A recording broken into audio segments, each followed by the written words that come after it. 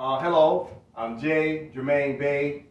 I am the Chief Judge, which means Kazi. Kazi means judge for Lodium Morris Pradium, Auntie, Colorado. The acronym is AMPAC. We are a state provincial government within the Moroccan Empire. All right. So today we'll be continuing with the subject matter of what's called "How did the Moors lose their land?" So today is part 5.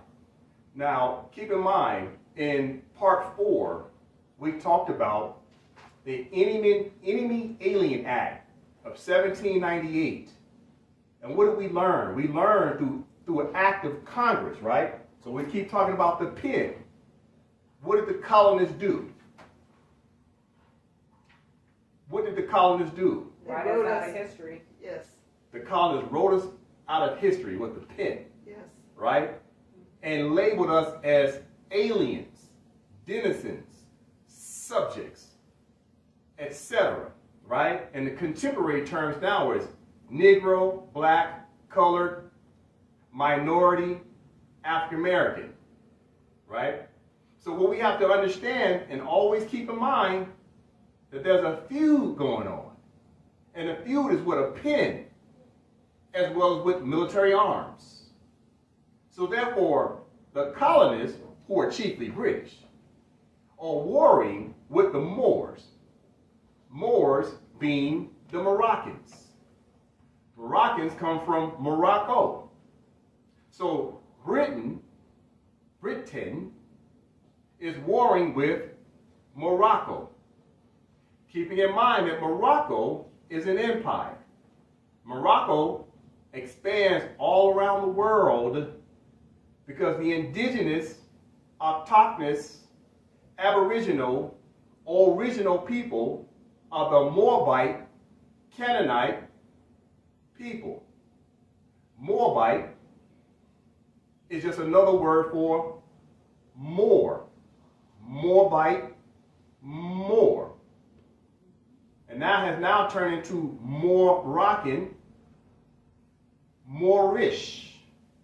Understanding that Moorish is like saying Britain, British, Ireland, Irish. So Moorish is just like describing the person from the land they come from, the state that they come from, the country they come from. So we as Moroccans come from Morocco, but we're also referred to as Moors, making us Moorish. Okay? So all these things are about nationality. So the great people in Great Britain call themselves the British. So what's happening? There's a feud. Feud with who? The Moors. So feud, feudal law. Feud is a compound word, feudal. Feud with the Owls. Who are the Owls? The Owls are the Moors. The Owls are the Moroccans. The Owls come from Morocco, the empire. Today we'll talk about that a little bit more. But we always must understand law and history. When you understand history, you start to understand how did you find yourself in the position you are in today, calling yourself black, Negro, Hispanic, and any other nom-de-guerre name that they give you, because Hispanic is not a state. Hispanic is not a nationality. There is no state on planet Earth called Hispanic. So they label people with all types of non-de-guerres, and people all of a sudden take that on as a brand, not knowing that they're now denationalizing themselves. You ask somebody, hey, what's your nationality? They say Hispanic. There's no Hispanic country. That's just like asking somebody from Asia, hey, what's your nationality? Oh, I'm yellow. There's no yellow state, there's no yellow country, there's no yellow nationality. So when Hispanics and blacks say that these brands is how they identify with themselves, they immediately tell the world that they're incompetent, that they don't have a nationality, which means immediately in law, you are a stateless person, which means you became a ward of the state, and now you are officially what you call a denizen or a subject. That is law. That is the truth. So today we'll continue to understand the fundamentals of understanding what is this feud going on of acts of Congress. Studying history, we'll study law. Then we'll also understand by pointing out the problem, what's the solution? As I'll continue to talk about, what is the solution? The solution is proclaiming your nationality and then putting together a constitution and a state that outlines your latitude, longitude. And from there, you start to put together your offices through that constitution that have your elected officials that represents the flag and the seal of your nation, of your state. Consular court, birth records, allodial land claim. Allodial land claim, national trust. Most importantly, your matriarchal council. Most importantly, your matriarchal council. Because Moors have to understand that if the women are not in control, ruling legislation with the pen, then we're doomed to repeat the same history again. The women must have the pen. And the son's job is to protect that pen. Don't get me wrong, will sons help the mothers to scribe law? Yes, because we are a community. But the mother, everything is the beginning of the mother, and the mother is the end. She's the beginning and end of everything. That's Alpha and Omega. If you do not have a matriarchal council, what is a matriarchal council? Nothing but a body of women that sit at a round table of no more than 13 matriarchs. The number 13, which is the lunar cycles of the moon around the planet. 13 cycles. 13 cycles. So therefore, you want to have a matriarchal council of 13 women. The head mother is called the Seya Raha. The other 12 women are the associates of the matriarchal council. They are the legislators in your government. Then you have your judicial branch, which is your judges. Then you got your executive branch, which is your prime minister, is called the wazir, W-A-Z-I-R. Then your deputy wazir. Those are your three branches of government. So therefore, the women are the legislators with the pen. The executive branch, which is your wazir, get with the matriarchal council. Matriarchal council creates the legislation, and the wazir signs it into law. The judge, like me, I'm the qazi, the judge, job is to enforce said law, to interpret said law. Those are three branches of government.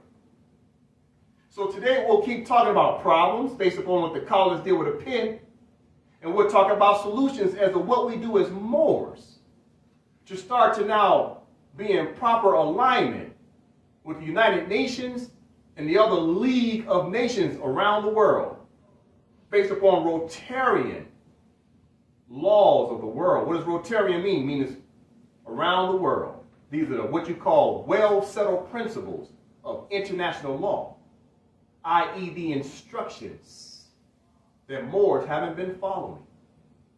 But we'll start following it now because we recognize the instructions. All right? So let's get right into subject matter, okay? Today, what we'll do is we'll pick up from what we did on what we talked about in session 4. Today is part 5. In session 4, we talked about the Alien Enemy Act, right? So today, we'll pick up on where we left off on, talking about nationality. Because without you proclaiming your nationality, you can't ever create a state or a constitution. Okay? Now, I know I've talked a lot about black people, African Americans, minorities, etc., as being a non-big a brand. Today, let's take a look at a reference point to let you know immediately how the definition of black is determined in what's called the etymology dictionary. Etymology dictionary. The etymology dictionary means the origin of words, the beginning of words. It means it's the mother book, where the words were invented and created based upon its proper usage. So today we'll read the definition of black in the etymology dictionary, Oxford etymology dictionary, all right? So it's always good to have the mothers to read. So I have the mothers to read the etymology dictionary, Oxford, all right? Page 97, okay, mother? So if I can get you to read this loud and clear, that would be great. Page 97.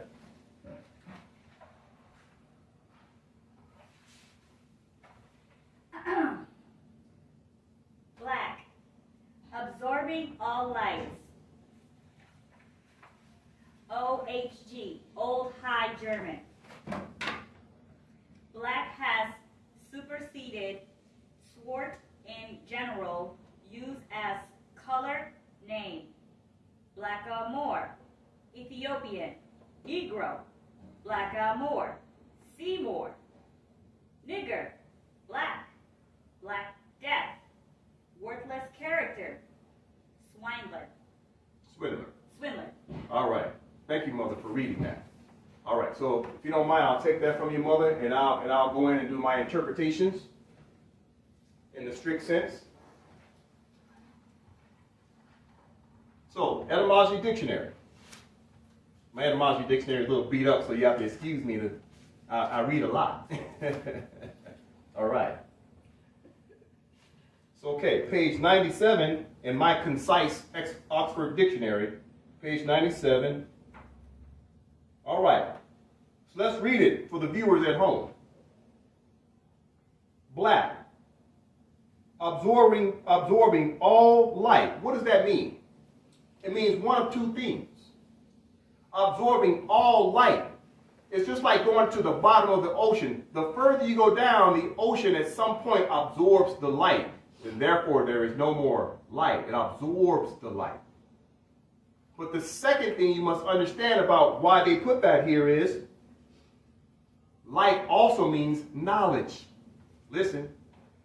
Enlightenment. Enlightenment.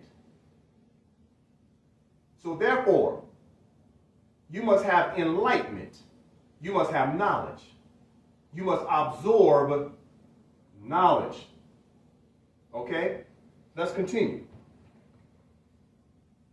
Old High German, OHG, which is the etymology, understanding the origin of where the word black came from. It came from Old High German, which in its original form means pale. We'll talk about that another day. Let's continue.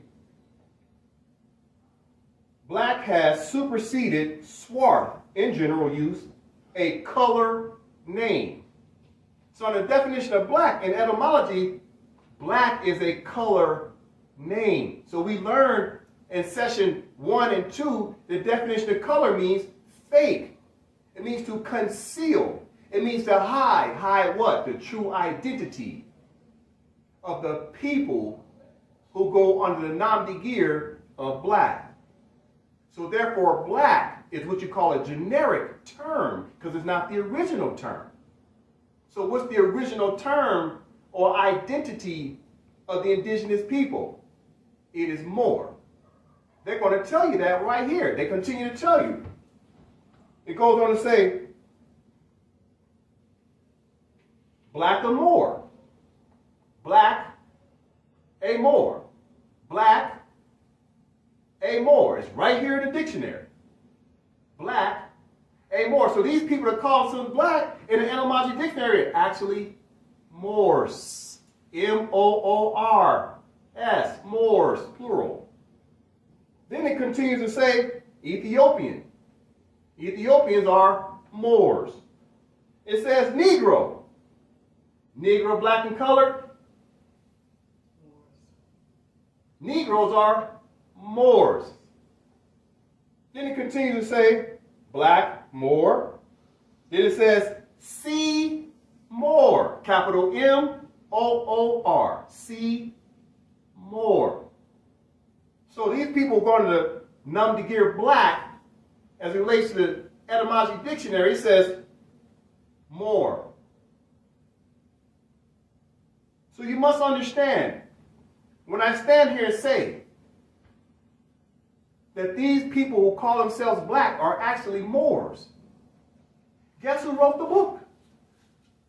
A hybrid European that goes by the Numbigir White is trying to tell you your true identity, that you are a Moor. Anybody call themselves black is a Moor.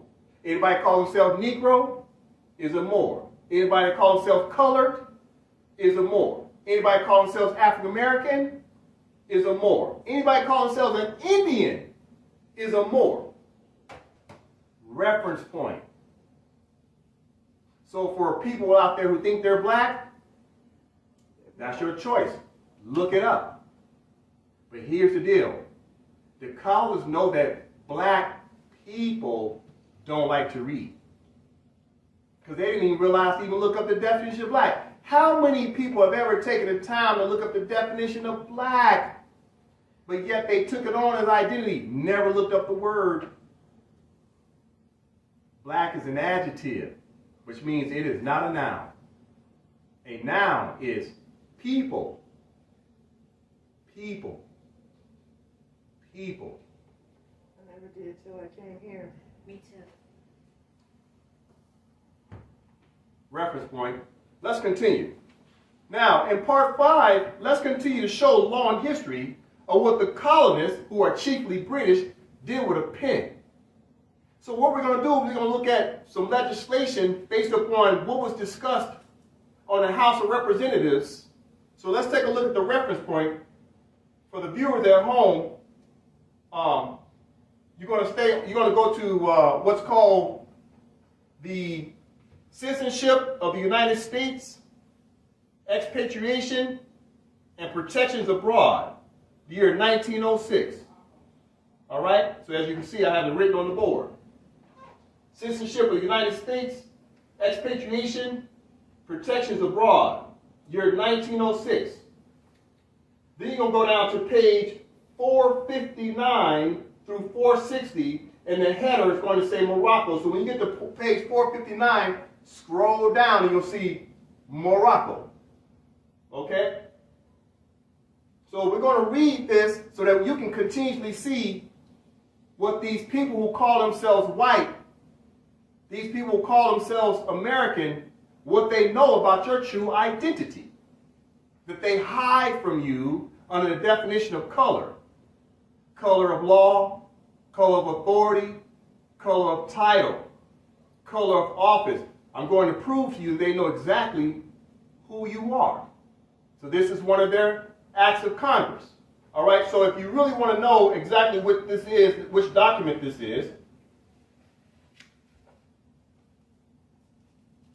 all right.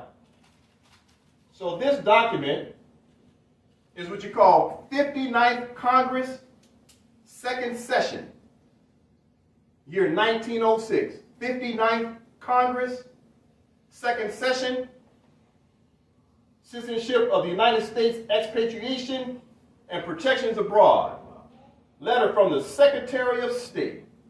Whose state? United States of America. All right? So now we're going to go to page 459.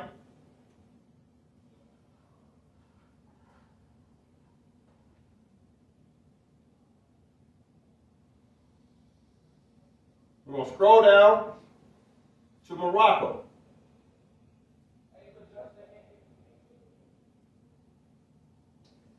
Morocco, Mr. Philip charged affairs to Mr. Root, Secretary of State, August 3, 1906. Stop. So who is Mr. Philip? Mr. Philip, his real name is William Philip.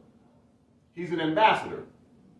He's talking to Mr. Root, the Secretary of State. All right? So you got to understand who's the Secretary of State. Secretary of State is like when Obama was president, he had Hillary Clinton as Secretary of State. When Trump was president, he had Mike Pompeo, Secretary of State. Okay? So here, Mr. Root is the Secretary of State in the year 1906. And the ambassador is giving him a report. Okay, continue, Mark. American Legation, Tangier, August 3, 1906. So where are they right now? They're giving you location. Tangier. Where's Tangier located? In Morocco. In the Kingdom of Morocco in Africa. Tangier is right on what you call the coastal line that's about 17 miles away from what they call contemporarily Spain. So Morocco, the tip of Morocco and Spain are only 17 miles apart. All right? So Tangier is just that little tip. It's almost like a peninsula in itself sticking off the Kingdom of Morocco. Okay? But you must understand the big difference between a kingdom and an empire. We'll talk about that. All right? Okay, continue, Mother. Sir, there are, strictly speaking, no Moroccan laws relating to citizenship of Moorish subjects in Morocco. The fundamental laws of this non-Christian country are based entirely upon the Islamic code, no part of which treats of the subject of citizenship. There are, however, numerous treaties and conventions between the various Christian countries and the Moorish Empire, by means of which citizenship in this country is defined. But as I understand from the above acknowledged instructions that it is not the desire of the department to call for a report upon such lines, I will therefore confine these remarks to general conditions existing, which may possibly be of some use in connection with the information desired. Stop. Okay. Thank you, Mother. Let's go back and get an understanding of what we just read. Okay, so there's a lot of keys here. So now we're going to go back to the beginning. All right. So let's break it down. Sir, there are, strictly speaking, no Moroccan laws relating to citizenship of Moorish subjects in Morocco. So first thing I want you to get an understanding in this first sentence, they saying that no Moroccan laws related to citizenship of Moorish subjects in Morocco. Moroccan and Moorish is synonymous. People who are Moroccans are Moorish, which means Moroccans are Moors. They're synonymous of Morocco. So someone from Morocco is a Moor. Someone from Morocco is Moorish. You must understand that as you continue to read this text. Okay? Continuing. The fundamental laws of this non-Christian country are based entirely upon the Islamic code, no part of which treats of the subject of citizenship. Well, wait a minute. The colonists know that Morocco is not based in Christianity. It turns around and says it's based entirely upon an Islamic code. What is an Islamic code? Let me explain. Islamic code has nothing to do with religion. It has everything to do with honoring mothers and Mother Earth. Listen, Islamic code is an acronym for I, self, law, am, master. It's an acronym. I, self, law, am, master. See, in law, you must be responsible for yourself. You know how you get on a plane and they say, first thing you do in case of emergency, put the mask on yourself before you help others. So Islam is about mastering self. Because people perish by the day for lack of knowledge of self. So you're responsible to govern your own affairs of you first. Islam is about mastering self-discipline. That's what I, self, law, and master means. Has nothing to do with religion. Let's continue. It also points out in the second sentence, there's no part of which treats of the subject of citizenship. Moors don't have the word citizenship described in their laws. Either you're a national or you're a subject. Because there's no such thing as aliens on planet Earth. Everybody has a nationality. There's no aliens in the Moorish laws, the Moroccan laws, no aliens. Because Moors, in order to say somebody's an alien, that means that we calling ourselves an alien because all human beings came from the Moors. We're the original people of the planet, the copper-hued people. So we can't call our child an alien when the mother's not an alien. So therefore, either you're a national or you're a subject. That's it. Let's continue. So keep in mind now, this is the United States of America at the House of Representatives talking about Moors. Watch this. There are, however, numerous treaties and conventions between the various Christian countries and the Moorish Empire by means of which citizenship in this country is defined. Wait a minute. It says a Moorish Empire that's got treaties and conventions. We learned in the 1798 Enemy Aliens Act, John Adams admitted on the record there are some treaties. Here we go in 1906, they're still talking about these treaties, which is the contract between these people that call themselves United States of America citizens who are chiefly British and Moors. So he's pointing out the treaties, which are obligations. But now guess what they're doing? They're pointing out the other party to the contract. They're naming it. Moors is the other party. You follow it? Watch this. But they also say it's a Moorish empire. A Moorish empire. Wait a minute. What is an empire? So you must understand the difference between a country and an empire. I'll give you an example. United States of America, which is a corporation that's claiming a false jurisdiction under what's called extraterritorial jurisdiction. Extraterritorial means you've been colonized. You've been conquered. That's what extraterritorial means. Okay? Here's what's happening. You must understand the United States of America, using that example, they will consider the District of Columbia, Washington, D.C., really what's called the kingdom. And the United States of America Corporation will consider the other 50 states of North America as their empire, plus all the surrounding islands that they have claimed under colonialism, such as Puerto Rico, such as Hawaii, such as Alaska, Guam, etc. That's a part of their so-called empire. So an empire is vast. It can span across continents. It can cross continents. So Morocco's empire is the continent of America, which is really a Mexum, that spans all the way over to Africa.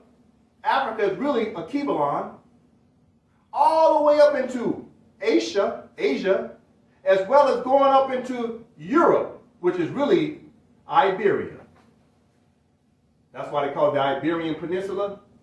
Well, how can it be an Iberian Peninsula if there's no Iberian land? We'll talk about that another day. So therefore, right here, as soon as they say Moorish Empire, they're not talking about that little Tangier little peninsula they stand on in Morocco. They're talking about the vast empire that spans from the continent of America and the continent of Africa, Asia, and up in Europe, and all the surrounding islands around the world. That's the Moroccan Empire. That is the truth. But let's keep it simple. We'll stick to Northwestern Mexum, which is North America. We'll stick to North Africa, which is Morocco, Algiers, Libya, Egypt, etc. Which now you're talking about going into the Ottoman Empire, but the Ottomans married into the Moroccan bloodline. We'll talk about that another day. So therefore, you must understand, empire means it's vast. I'll give you another example. Great Britain, who colonized the world. What is their so-called kingdom? That little island called London, England. But they're claiming all of North America. United States, Canada, Iceland, I think it's Newfoundland. No, it's Greenland. Greenland and Iceland. What else are they claiming? Australia? They're claiming all types of lands all around the world under extraterritorial jurisdiction. Even in China, Hong Kong is a settlement colonized by the British. So therefore, the British kingdom is that small island, but their empire expands over continents.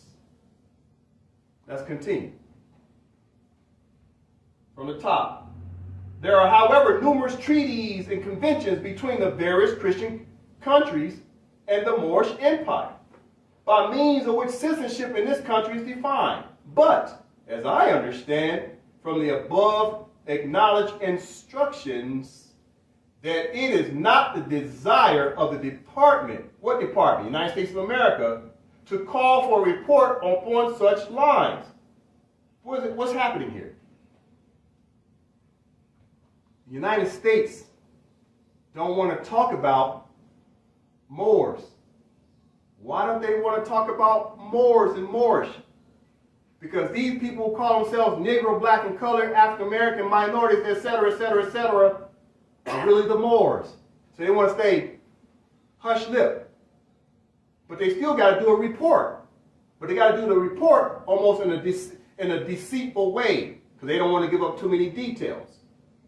You got to catch what's happening immediately. They said on the record, I was given instructions not to really go into the subject matter in detail. I got to keep it simple.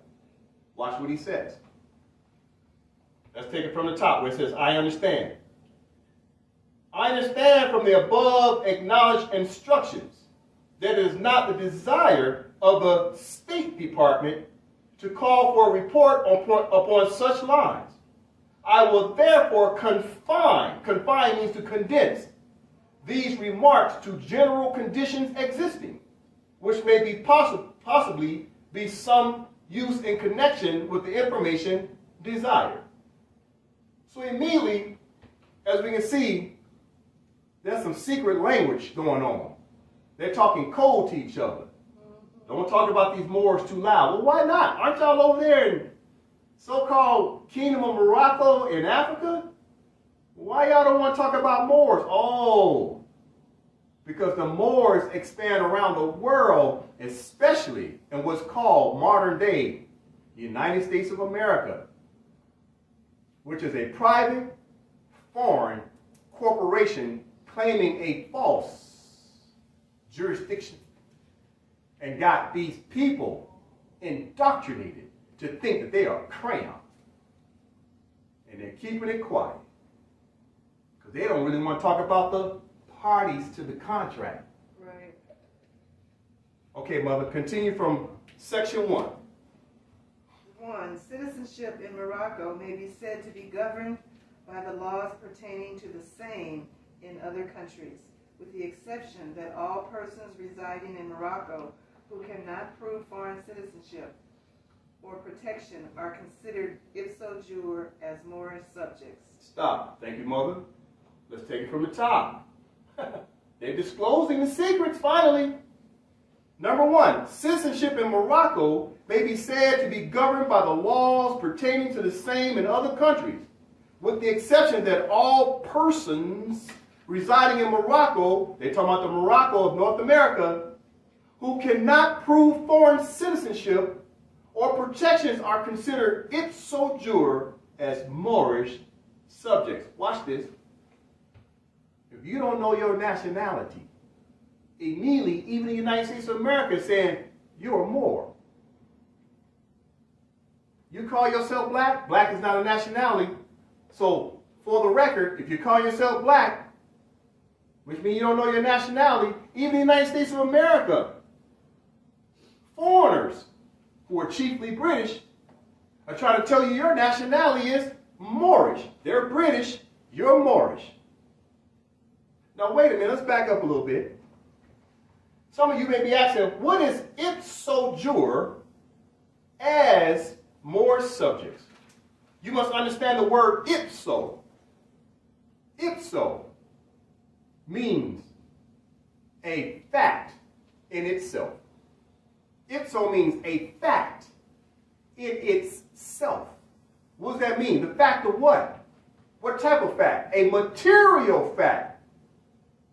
What's the material fact? As soon as they look at you and you didn't even open your mouth, you have big nose, big lips, you got cheekbones, your complexion, your hair. They immediately know by what you call that prima facie. Just from your exterior, you don't even have to open your mouth. As soon as they look at you, they know you're Moor by nationality. That's called ipso. A fact in itself. The fact is just your exterior. Okay, what about the word juror? Juror means of law, true law. Juror, a fact of law. So wait a minute, let's put this together. Ipso, meaning material fact. Juror means fact of law. Fact of law. So it's a material fact of law as Moors, subjects. Ipso, material fact, juror of law, that you are Moors. But what type of Moors? Subject Moors. Listen, this is why we've been going over these words leading up to this so you understand what subject means. We've been subjugated by the British. These people who are commonly known as white people who have applied the word American to themselves are truly, chiefly British, have subjugated and made the Moors aliens and subjects. So right there, the United States is admitting on the record that we're the subjects. We were no longer national. We're just subject. Subject to what? Subject to the rules, regulations, statutes, and codes of the United States of America. The colonists have conquered you and given you a dog tag. And when they flip it over to see what your name is, it says Toby. It says black, Negro, colored, minority, African American, everything but Moor. How did they do this? With a pen and usurpation, indoctrination. They changed the books during Civil War. It wasn't reconstruction of building. They were reconstructing the books and legislation to remove you out of history because you were subjected to your adopted parent called the state of America, called the several states that you think you got a birth certificate with. Let's get back to the reading, shall we? Section 2 and 3. If the mothers can read it, please. Okay, 2 and 3. Moorish subjects lost their nationality only by becoming naturalized in or protected by another country having treaty relations with the Moorish Empire. Okay. Stop. Section 2 and 3, they finally told you what they did to steal your birthright. I'll read it again. The Moorish subjects lost their nationality only by becoming naturalized. What's that? Naturalization Act, 1870. Enemy Alien Act, 1798. Read again. Moorish subjects lost their nationality only by becoming naturalized in or protected by another country. Who's the country? United States of America. Having treaty relations with the Moorish Empire. So they just pointed out their own fraud. Who got treaty relations? United States of America and Moors. They just finally pointed out the fraud. Now, we already read in the etymology dictionary, who are these people call themselves black? Moors. Moors have treaties with these people who call themselves white, who are chiefly British. So who are the real parties?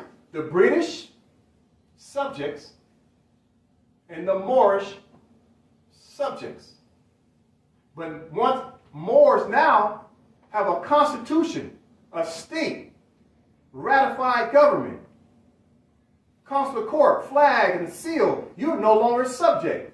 You just proclaimed your nationality on the record, for the record, through your state.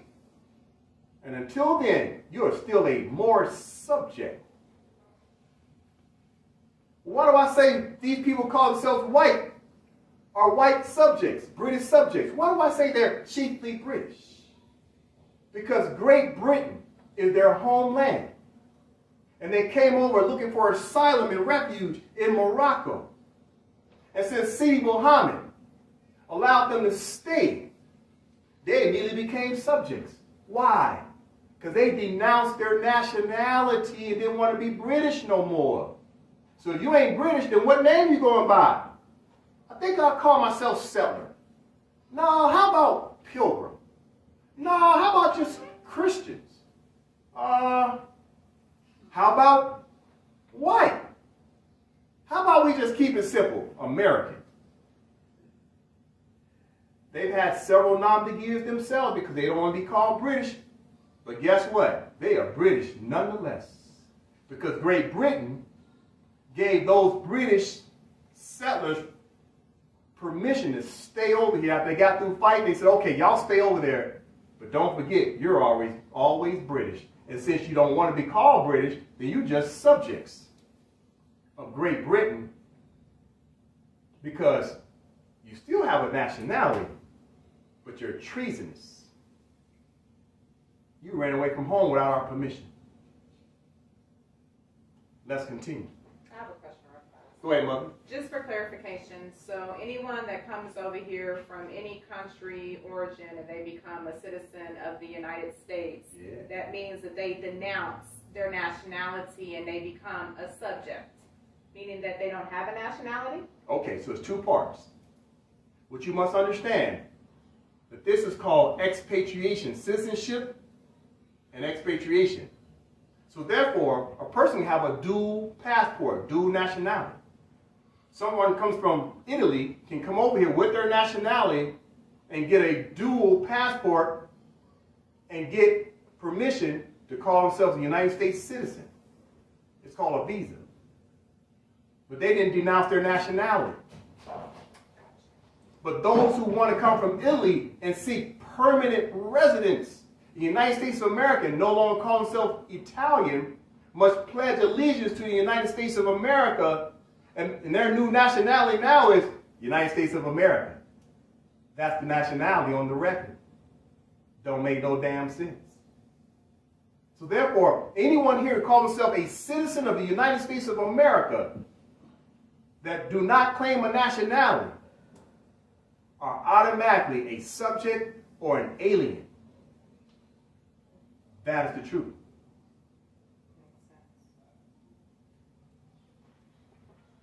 Let's continue.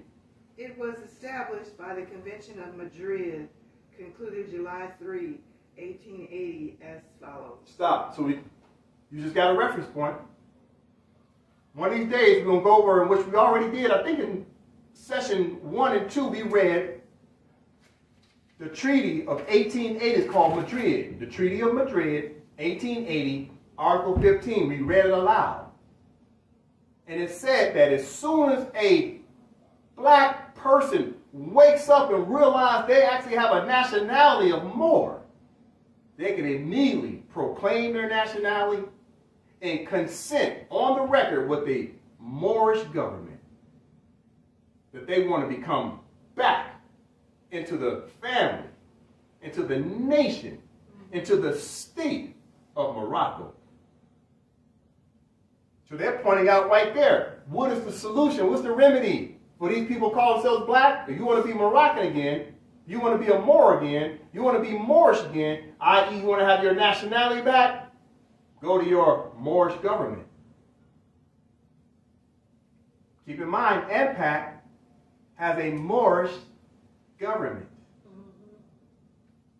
We have a state government on the record, for the record, by the people, for the people. Let's continue. So what's happening here? Now, you're going to read aloud Article 15 of the Treaty of Madrid. So what happened? The United States of America put the reference point right into this article. Let's read it. Go ahead, Mother. Article 15 of the Treaty of Madrid, 1880. Any subject of Morocco who has been naturalized in a foreign country and who shall return to Morocco shall, after having remained for a length of time equal to that which shall have been regularly necessary for him to obtain such naturalization, choose between entire submission to the laws of the empire and the obligation to quit Morocco, unless it shall be proved that his naturalization in a foreign country was obtained with the consent of the government of Morocco. Foreign naturalization heretofore acquired by subjects of Morocco according to the rules established by the laws of each country shall be continued to them as regards all its effects without any restriction. Stop. They just gave the Moors the answer to the test. Anybody thinks they're black, and anybody call themselves a Moor, you must follow the instructions. What are the instructions? What did they outline? Watch this. Any subject of Morocco who has been naturalized, Negro, blacks, and colors been naturalized in a foreign country. What's the foreign country? United States of America is the foreign country. We've been naturalized by United States of America. Naturalization Act 1870, Enemy Alien Act 1798. And shall return to Morocco. You've returned in your mind, your state of mind. Listen, Morocco, you was already standing on it the whole time. It's like Dorothy. In the end, the witch told her, the good witch said, you always been home. You just bumped your head, Dorothy. Watch this. So once you come into the state of mind that you have a nationality, you just immediately return to Morocco because you already standing on it the whole time. Watch this. Christopher Columbus came here in 1492, according to their records. What was the name of the country before Christopher Columbus got here? Morocco. Can't nobody answer that question because everybody been studying black history February 1st through February 28th. Black history is history that's dead history. Because there ain't no such thing as black people. But if you study history prior to 1492, you study history and understand who the Moors are, you know who Moors are. Black History Month is for black people. They only going to tell you what happened in the 60s. They're only going to tell you what happened in Oklahoma. They're only going to tell you about black history. They ain't going to tell you about Moorish history. Watch this.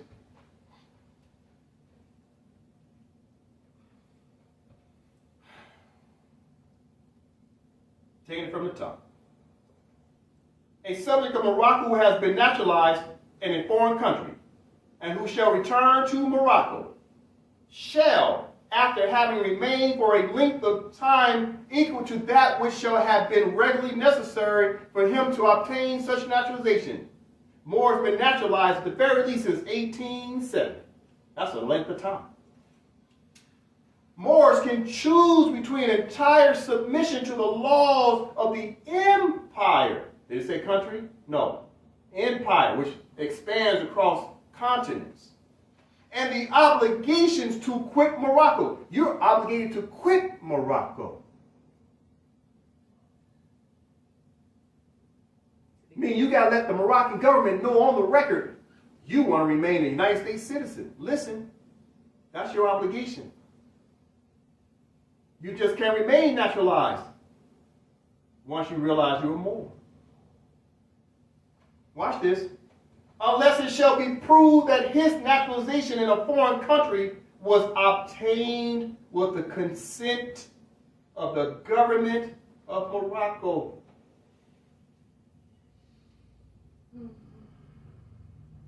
So what's happening? Moors have woke up. They check in the first box. They proclaim their nationality.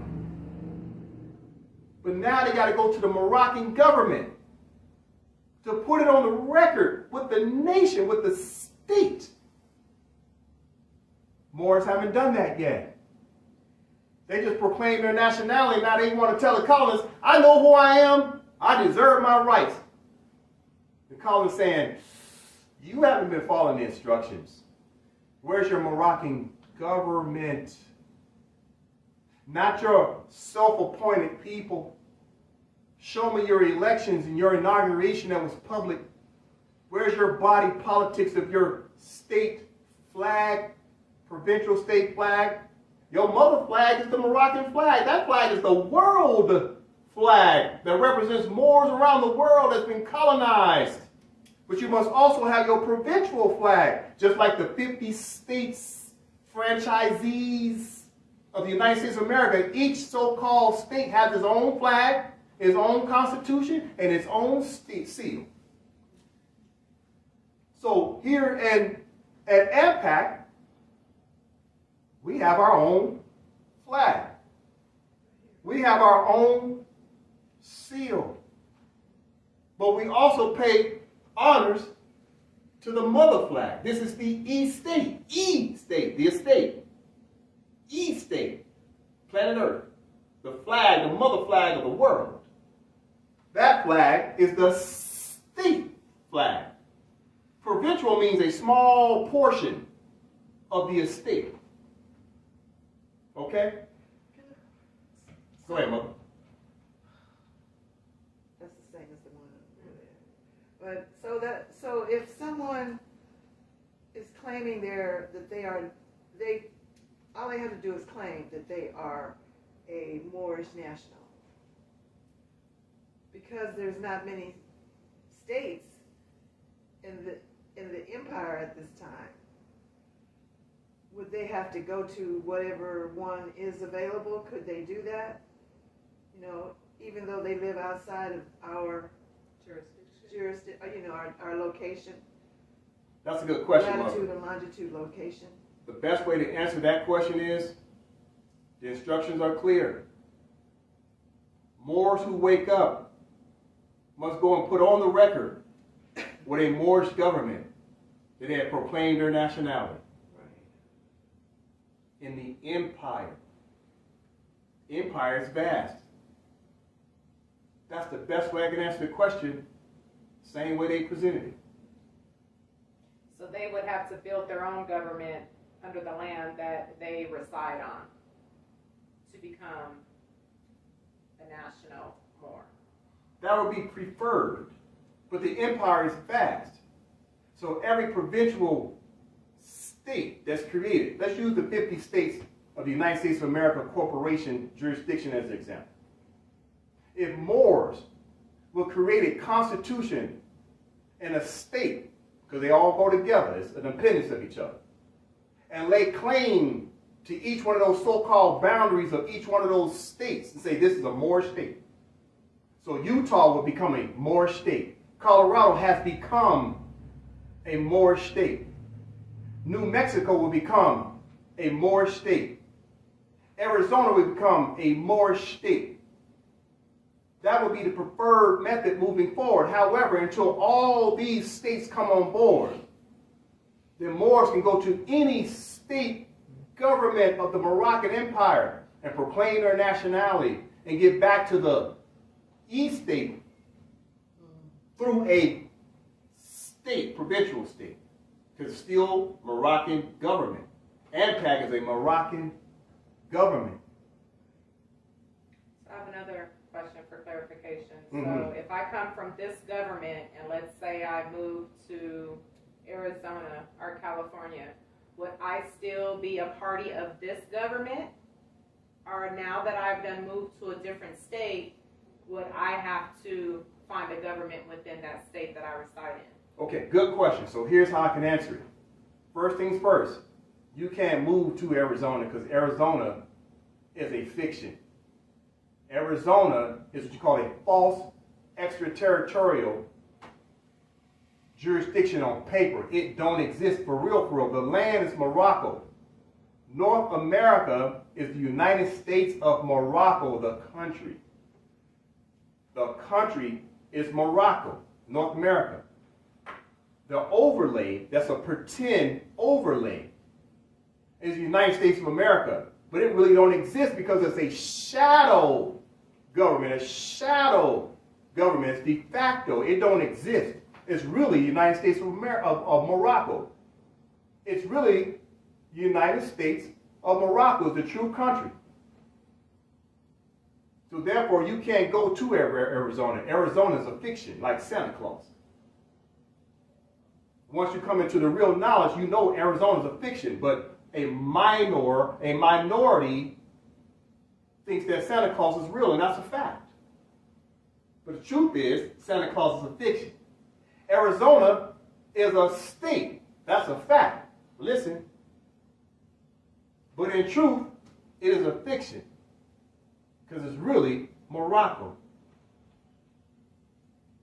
So for clarification, you're saying as I mentally become a national with a Moor, I would remove my thought process of the fictitious land that I think of me even residing here in Colorado.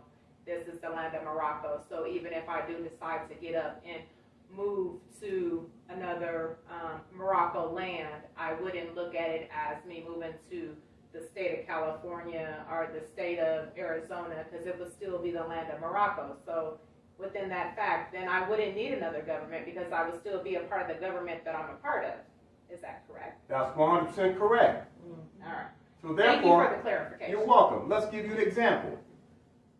If you was a citizen of Arizona, all caps, corporation, franchisee, claiming a false jurisdiction, well, you could always leave Arizona and travel to go to a different state, but you're still considered a citizen of Arizona no matter if you go to Georgia.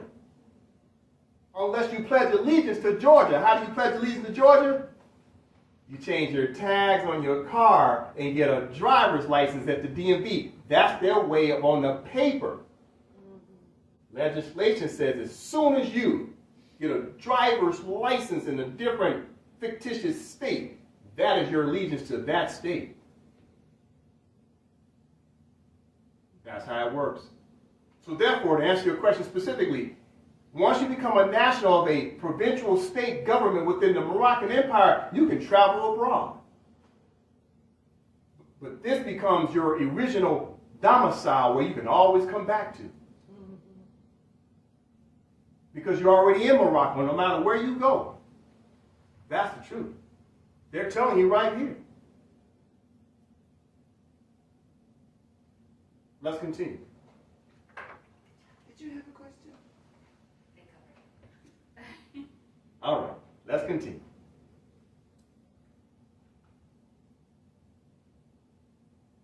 Foreign naturalization, heretofore acquired by subjects of Morocco, according to the rules established by the laws of each country, shall be continued to them as regards all its effects without any restrictions. Wait a minute. So Moors are nationalizing now. Black people are waking up and realize they have a nationality. I'm a Moor.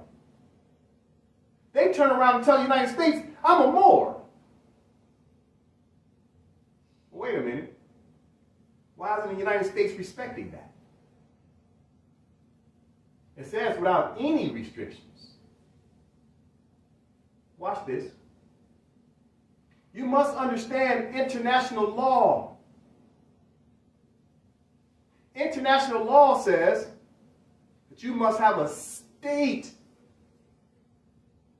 a constitution that claims your latitude, longitude of your state, and you then can enforce the law through your state. That is the Vienna Convention of 1969, all the nations around the world, listen, agreed that you must have a state that is Rotarian. That's what you call just cogence. Just cogence. Just cogence. 2 words. Just cogence means the norms of international law that cannot be interrupted. What does that mean? Even Moors can't break the law. Moors have no choice but to create a state, and your state must have a constitution. And that's why the United States ignores Moors, because Moors ain't been following the instructions. So even though Article 15 says without any restrictions, that article was in 1880. In 1969, the Vienna Convention, which was all the nations came together and agreed that you must have a state in order to represent your people. So therefore, that created a restriction. Moors must have a state. Their nation come together, the body politic, to create a state, and the state must have a constitution, matriarchal council, your provincial flag, your seal, consular court, allodial land title, national trust, etc., etc., etc. The instructions are clear. Go to the Vienna Convention of 1969 and just simply read the preamble, Article 1 and Article 2. You must understand that.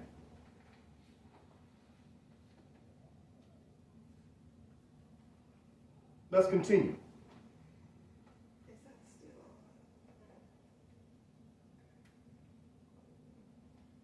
You want to continue reading? Continue to read, Mother.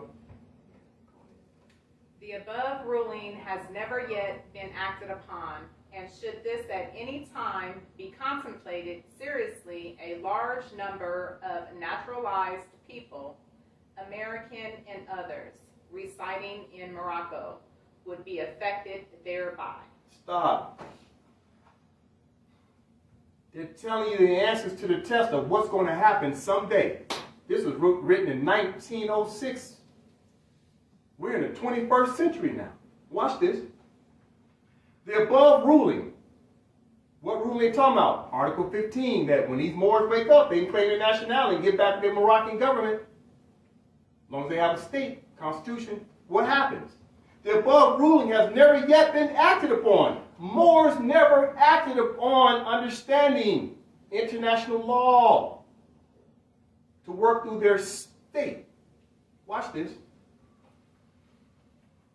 And should this at any time be contemplated seriously, when these Moors wake up, United States of America got to take it serious because they got obligations to what? Treaties.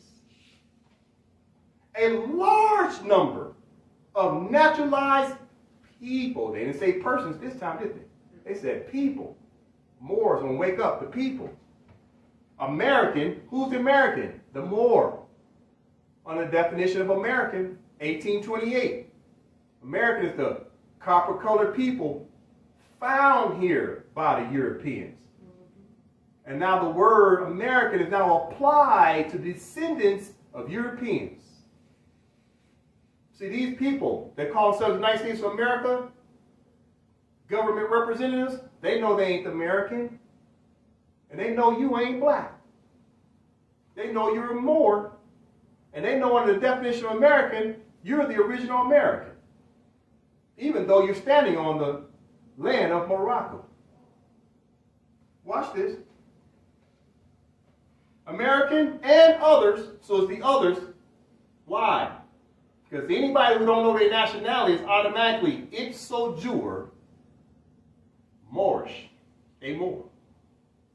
Residing in Morocco. They're telling you now, the latitude, longitude, you're standing in Morocco, which is North America, commonly known as, but it's really Morocco, will be affected thereby. Okay, Mother, section 4 and 5, please read. Residence in foreign parts does not affect the nationality of Moorish subjects, and the Moorish government has no means of protecting its subjects permanently residing in other countries, with the exception of a so-called Moorish council at Gibraltar and a Moorish agent at Cairo, Egypt. Mhm. I am, etc. Hoffman Philip. Mm-hmm. So Hoffman Philip, excuse me, I said earlier Williams, Hoffman Philip. Hoffman Philip. So watch this. Let's read it aloud.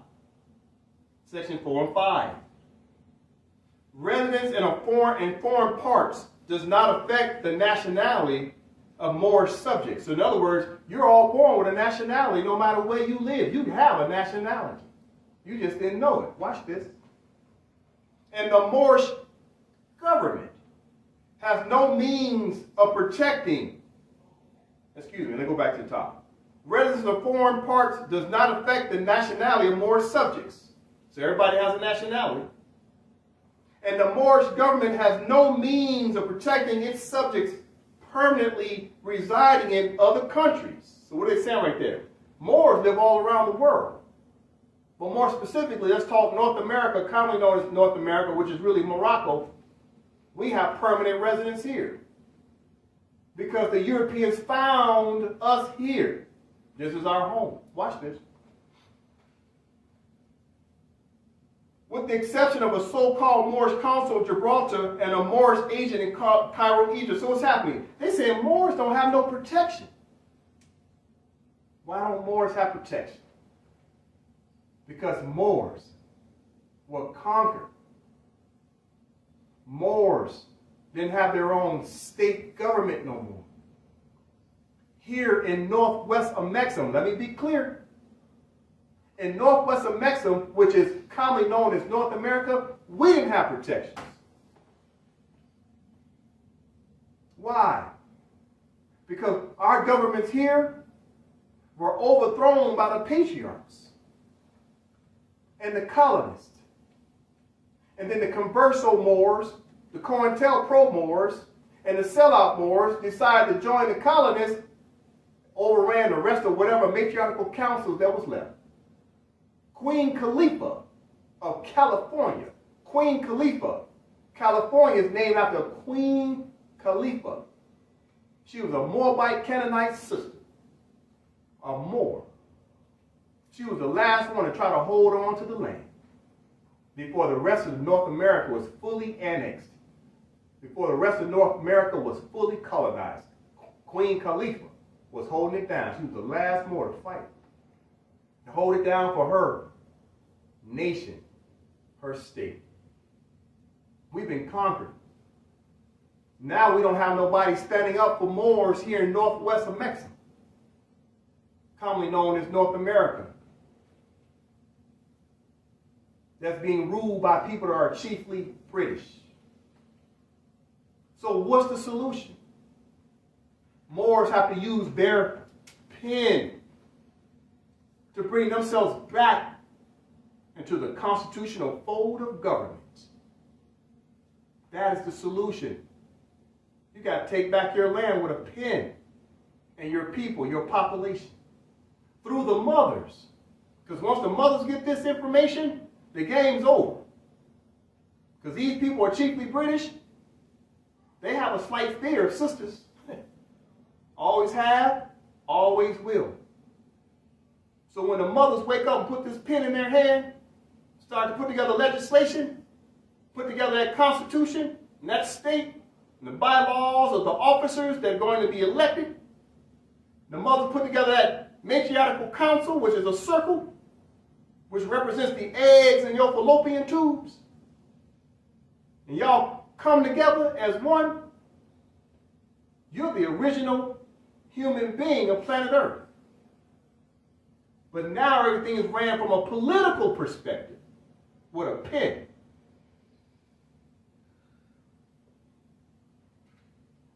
So that ends the reading of what the United States of America, the states, and their state representatives know about you.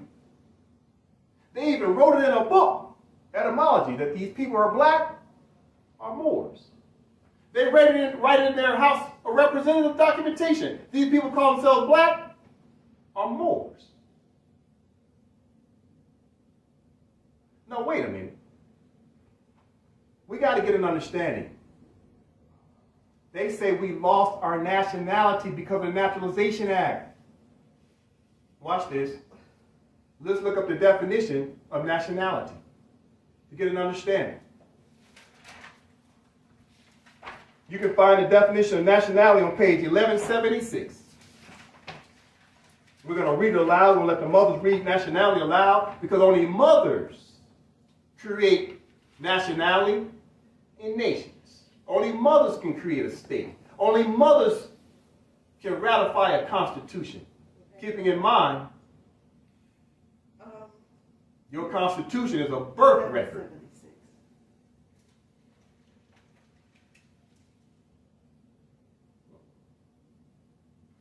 So the mothers would like to read nationality. Just a moment, I'll put it up on the screen as well. Nationality. She has it. Okay. Nationality, the quality or character which arises from the fact of a person's belonging to a nation or state. Stop. So remember, nationality, you must belong to a nation or state in order to proclaim your nationality. We just read that Moors must go back to a Moroccan government, a state, a nation. You can't just say you have a nationality. There's rules to the game. The game of what? How nations around the world have set up international law. Continue the reading, please. Nationality determines the political status of the individual, especially with reference to allegiance, while domicile determines the civil status. Nationality arises either by birth or by naturalization. According to Savigny, nationality is also used as opposed to Territoriality. For the purpose of distinguishing the case of a nation having no national territory. So it's self-explanatory, but let me break it down. Nationality determines the political status. Political status. You must use a pen. It's giving you the instructions right there. Of the individual, especially with reference to allegiance. You want to have allegiance? You must have a political status to what? A state. Watch this. While domicile determines his civil status. Continuing the reading. Nationality arises either by birth, so you're born with a nationality no matter what, but you then must use the pen to create the birth record. But what's the first birth record you need? Constitution. Constitution is the birth record of a nation by the mothers. It's a political document. Continuing. Nationality arises either by birth or naturalization. We learned about naturalization. You can be born a denizen, alien, or you can be born as a national, free national of your state. That's the choice. It's clear. According to Sabine, what is the mother? Savigny. All right. Nationality, quote unquote, is also used as opposed to territoriality. So you need nationality in order to stop the colonists' territoriality possession. They're trying to possess your land.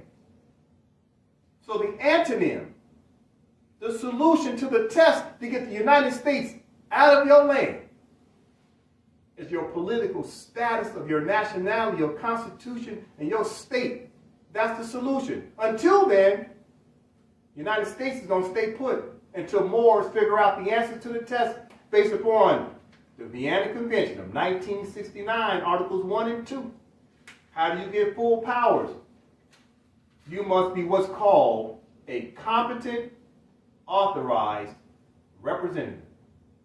That's called elections, constitution, state, flag, seal, etc. Watch this. for the purpose of distinguishing the case of a nation having no national territory. So how do you make distinctions? There's only two distinctions: colonized land or free land. Moors, which one do you want? Free land. Moors want free land. Okay, how do you do that? You must use your pen. The mothers must use their pen to create a state and a constitution because they're appendix. They go together. You can't have a constitution without a state. You can't have a state without a constitution. It's appendix. That's the 2X chromosome. That's mother. Now that we read nationality, we must understand, what does nationality do? It creates a nation. How do you have a nation? First, you have to have a nationality before you have a nation. But you understand, nationality says you got to have a government status, politics. Watch this. Let's look up the definition of nation. That's on page 1175. Nation, a people. Stop. Nation is people. Continue. A people or Aggregation of men. aggregation of men. What does aggregation mean? The coming together. Existing in the form of an organized rural society, Continue. usually inhabiting a distinct portion of the earth, speaking the same language, using the same customs, possessing historic Possessing.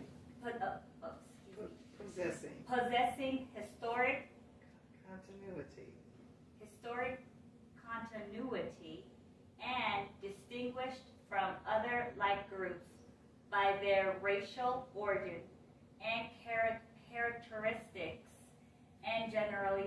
Stop. Let's break it down real quick. A people, not persons. An aggregation of men. Aggregation means to come together. They slide in the word men, but what you must understand, before a man can become a man, he must be a son. Before he's a son, he's a fetus inside of his mother. So he can't be a man without his mother. Existing in the form of an organized jural society. What does jural mean? Law society. Law based upon a state. The state creates the laws. That's what jural means, a law society. Law means you have a constitution. Don't you always hear the United States of America citizens talking about their constitution is their law? Jural means law. Let's continue. Usually inhabiting a distinct portion of the earth. That's your provincial, latitude, longitude, portion of Mother Earth. Mother Earth is filled with a bunch of provincial state governments around the world. Everybody got a flag and a seal and a constitution all around the world. And Moors must have to do the same. We're no different. We have to maintain the law. Moors have to have their own flag too. Wait a minute. They say, it's the Moroccan flag. No, that's the mother flag. You got to move out of mama's house and get your own house. Eventually, we all do it. So your house represents your domicile, your provincial government. You must have a flag. The prophet Noble Ali said he don't leave these Europeans here long enough to teach us government. Guess what the United States of America did? They got a flag and a constitution for each one of their 50 franchisees. Moors have to do the same. We ain't special. We got to stick to the law, the instructions, and create a state. So we got to have our portion of the earth. Speaking the same language, using the same custom, possessing historic continuity, and distinguished from other like groups by their racial origin, characteristics, and gender. That's simple. You must have your own state. Continue, Mother, with the reading of nation or statement. Yes, I have a statement. I just said that it just kind of irritates my my spirit that because we are the Aboriginals, we are the law, and these imposters came over and just freaking confused us and made us incompetent, and now we have to fight back over with their lies and deceit, and now we have to write ourselves back in law, but we are law. It's in our blood. It's in our DNA. Yes, you're 100% correct. However, a slight thing I would add to what you said. You must always remember two things. Yes, you are the law, but you were conquered by two of your sons. The first son was your own and looked just like you, the converso Moor, the COINTEL Moor, and the sellout Moor. The second son was what these people we call chiefly British, i.e. the Albions. And Albion is chiefly British. So your son that goes around calling himself the white people, that's your son too. He colonized you. So it's not just the colonists who did this. Your sons that look just like you did this to you too.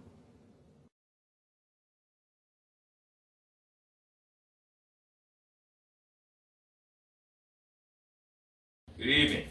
Good evening. I am Gabonde Wasepe Haji